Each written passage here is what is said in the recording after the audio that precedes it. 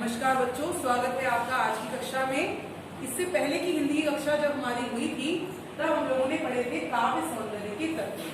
ठीक है, कितने प्रकार के होते हैं काव्य सौंदर्य के तत्व? कौन कौन से हैं? कौन से हैं? रस, छंद और अलंकार 3 होते हैं।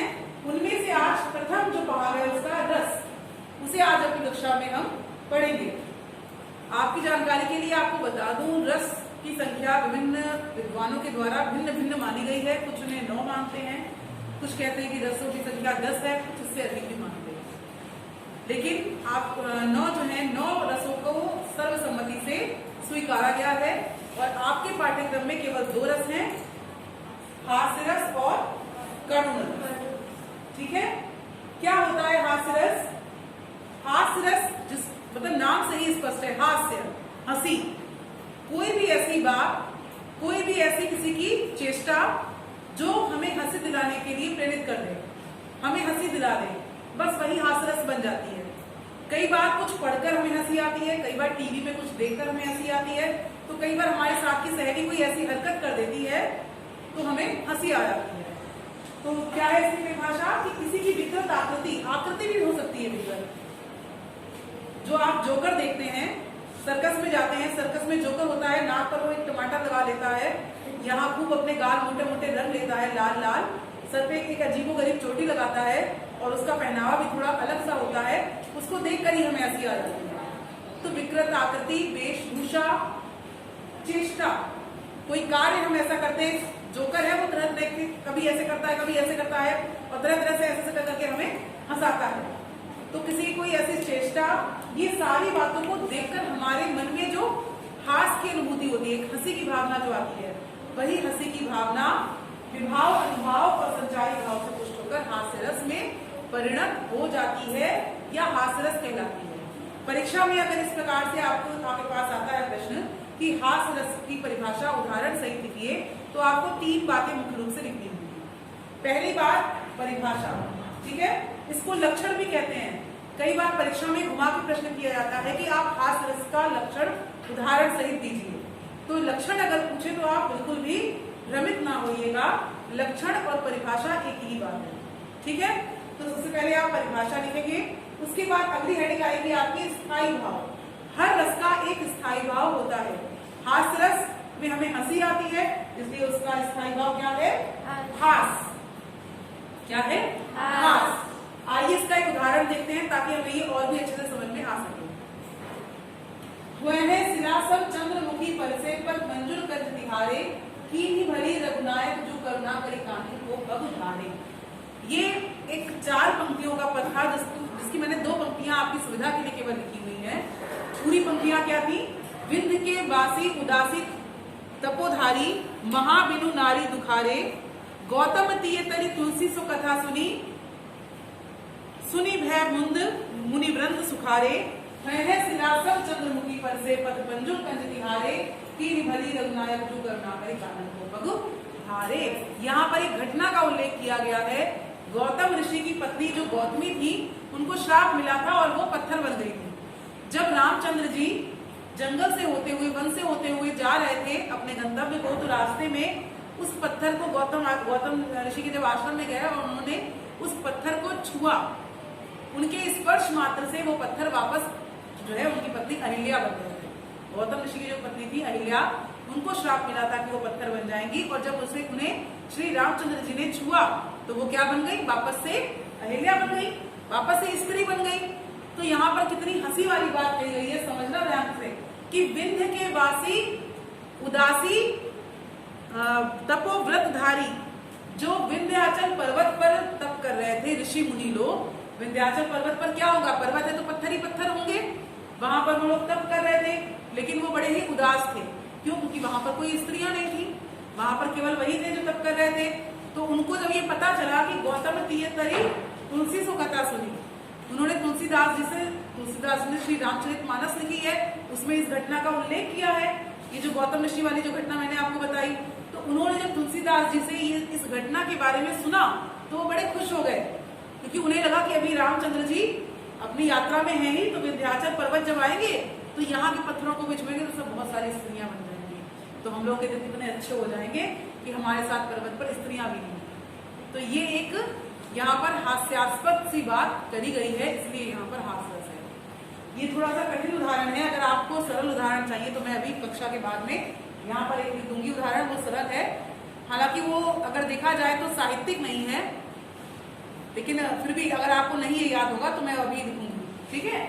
ये समझ में आ गया ना। हास्यरस, करुण रस की बात करते हैं। क्या होता है करुण रस? जब हमारा कोई बहुत अपना प्रिय करीबी होता है, हमें अगर लगे वो बहुत बीमार हो गया है तो हमें लग रहा है कि अरे कहीं ऐसा ना हो इसे कुछ हो जाए।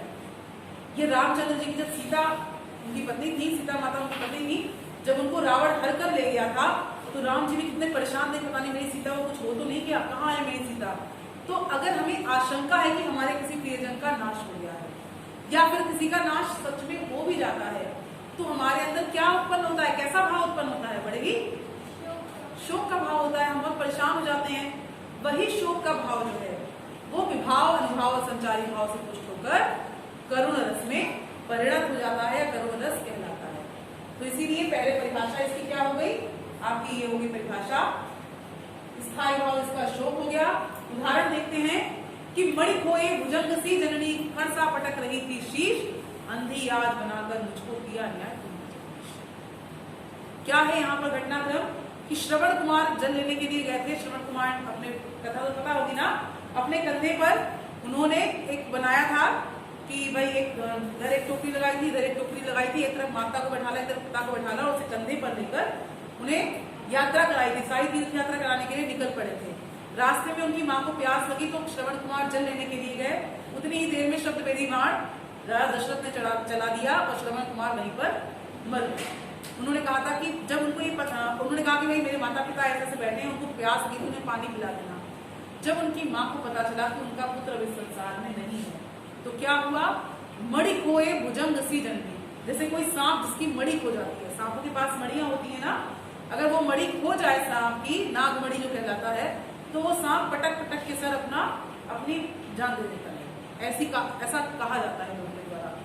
तो मणि खोए भुजंग सी जननी, वो माता ऐसा लग रहा था उसकी मणि खो गई है, उसका पुत्र उसकी मणि ही तो था, वो खो गया है। और फणसा पटक रही थी शीश, जैसे एक सांप अपना फण पटकता है वैसे उन्होंने अपना सर पटकना शुरू कर दिया पृथ्वी पर। और क्या कह रहे हैं कि अंधी आज बनाकर मुझको किया न्याय तुमने जगदीश, कि हे जगदीश, हे परमपिता, तुमने आज मुझे अंधा बनाया, तुमने न्याय किया, तुमने बिल्कुल गलत नहीं किया।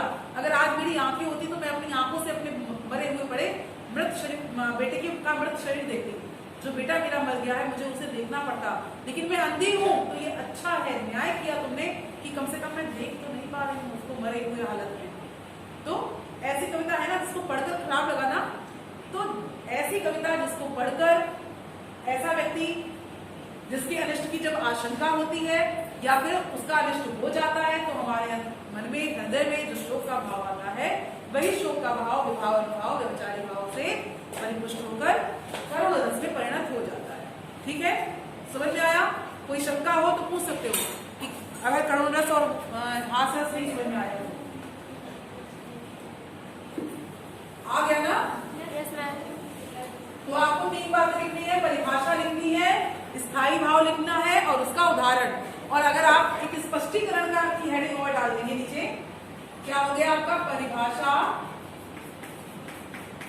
नंबर 2 स्थायी भाव,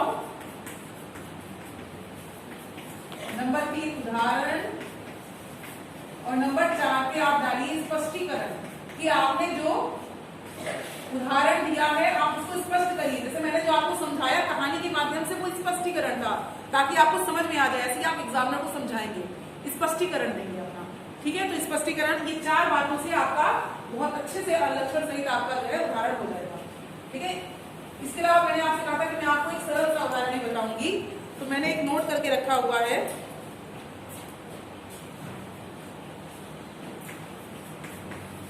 हाथी जैसी देह है, देह है, गेंडे जैसी खाल,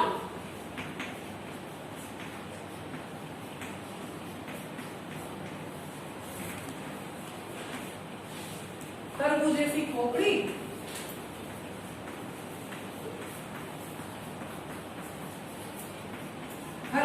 गाल। हंसी आई? नहीं आई?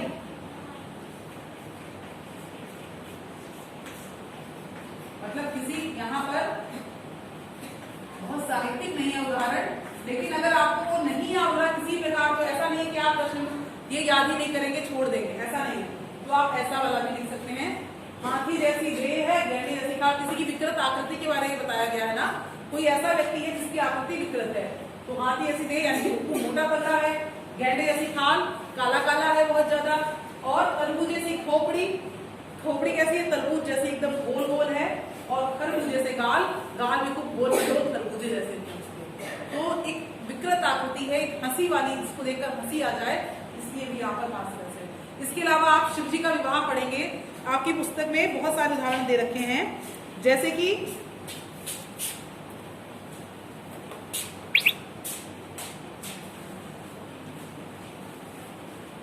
इसमें नहीं दे रखा है, लेकिन शिव जी का नाना वाहन नाना बेशा, बेसे शिव समान निज देखा।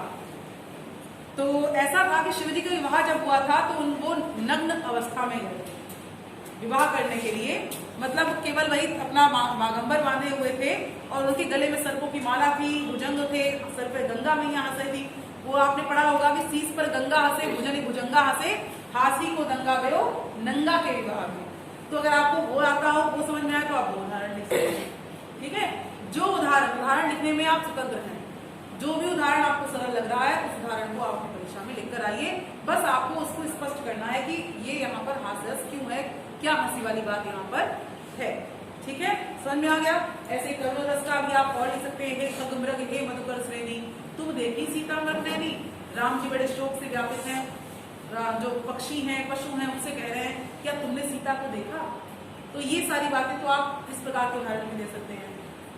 करुण रस के बहुत सारे उदाहरण आपको मिलेंगे। ठीक है, समझ में आ गया?